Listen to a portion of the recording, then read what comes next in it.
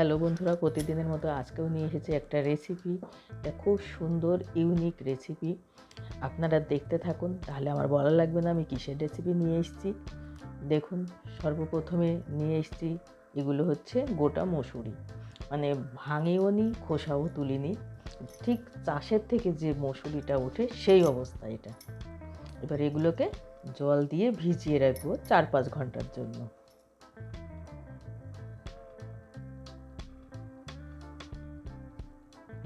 এইভাবে সবগুলো ভিজিয়ে দিতে হবে, যেহেতু গোটা মসুরি তাই এরকম ভিজিয়ে দিয়ে একটা ঢাকা দিয়ে রেখে দেবো 4-5 ঘন্টার জন্য।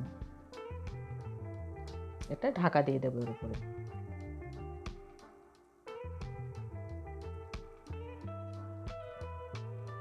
জল বেশি করে দেবো, তার কারণ জলটা পুরো শুষে নেবে।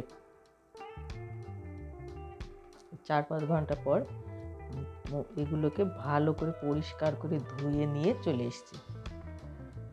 কালার দেখে বুঝতে পারছো। এগুলো প্রেসার কুকারের মধ্যে ঢেলে দিলাম।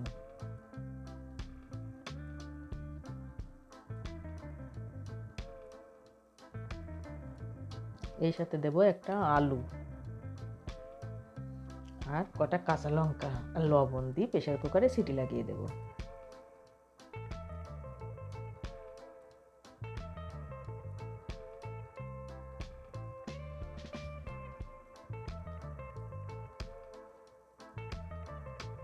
গ্যাসে বসিয়ে দিয়েছি। এই পরিমাণে জল দিতে হবে, আমি যতটা দিয়েছি। এখন বেশি জল দিলে পারে সিদ্ধ হবে না ভালো, আর কম জল দিলে নিচে এঁটে যাবে আর মসুরিগুলো ঘেটে যাবে। এবার গ্যাস জ্বালিয়ে দিয়েছি, প্রেসার কুকারে ঢাকনে এঁটে দেবো।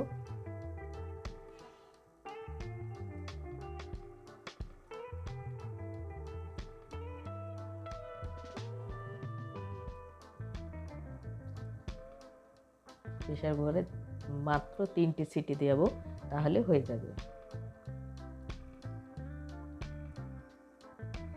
3 সিটি লাগিয়ে দিয়েছি, হয়ে গিয়েছে। ওই গ্যাসে আবার কড়াই বসিয়ে দিয়েছি, কড়াইতে তেল দিয়ে দিলাম।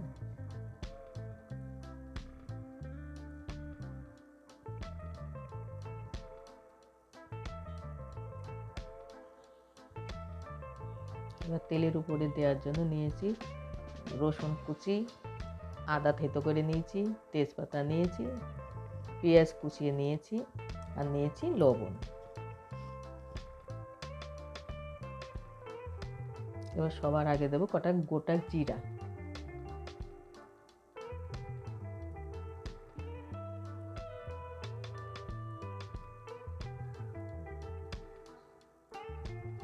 একটা শুকনো লঙ্কা 2 কুচি করে দিয়ে দিলাম। এবারে দেবো আধখানা তেজপাতা। এবারে দেবো কুচানো রসুন। রসুনগুলোকে ভালো করে লাল করে ভেজে নিতে হবে। রসুন যদি ভাজায় কম থাকে তাহলে গন্ধ বেরোবে।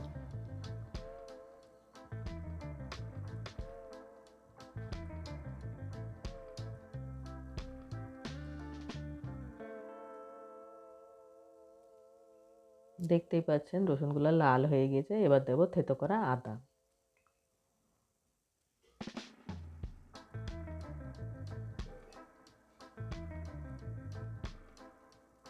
আদা রসুন ভাজা হয়ে গেছে। এবারে দেবো কুচানো পেঁয়াজ,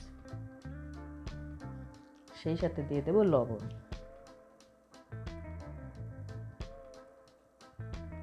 এবার সবগুলো একসাথে ভালো করে ভেজে নেব।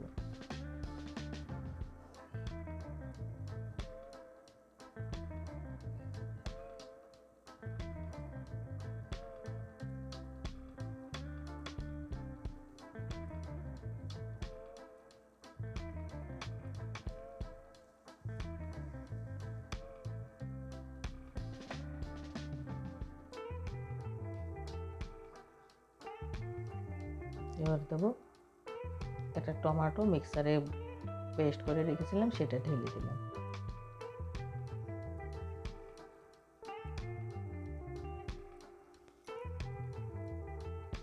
এখানে যদি টমেটো না থাকে তাহলে টমেটোর সস দেয়া যেতে পারে।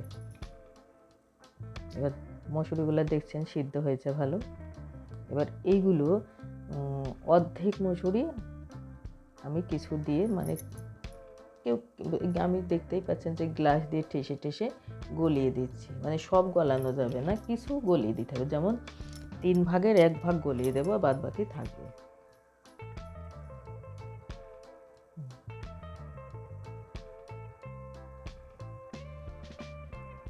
কড়াই পেঁয়াজ রসুন সব ভাজা হয়ে গেছে, এবার যে সিদ্ধ ডাল ওটা ঢেলে দেবো।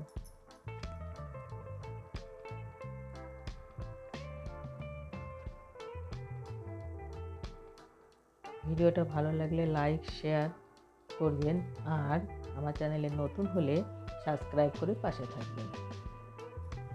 একটু হলুদ দিয়ে দিলাম, একটু লাল লঙ্কা পাউডার, কালারটা ভালো আসবে তাহলে।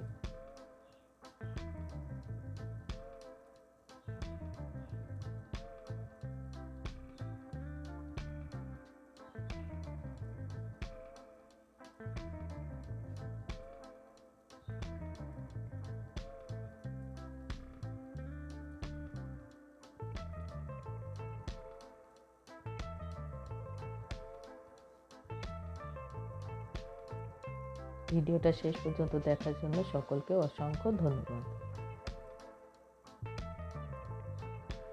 দেখুন কত সুন্দর কালার হয়েছে। বন্ধুরা, আপনারা একবার হলেও এইভাবে মুসুরি রান্না করে খেয়ে দেখবেন। এই রেসিপি যদি খেয়ে দেখেন তাহলে মটর ঘুগনি যেটা খান ওটা তো ভুলে যাবেনই, আর মসুরির ডাল না কিনে এখন থেকে মসুরি কিনতে ইচ্ছা হবে, এতটাই টেস্টি। জিরা পাউডার দিয়ে দিলাম,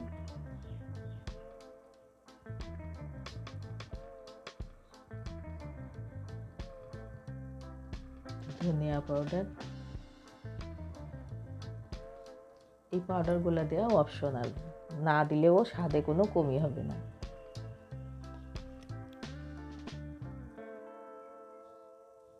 এবার রেসিপি রেডি হয়ে গিয়েছে,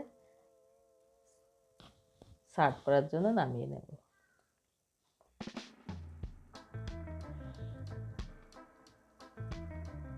আজকের ভিডিওটা এখানেই শেষ করছি। আবার পরের নতুন কোনো ভিডিও নিয়ে হাজির হয়ে যাব। ততক্ষণের জন্য সকলকে টাটা, বাই বাই।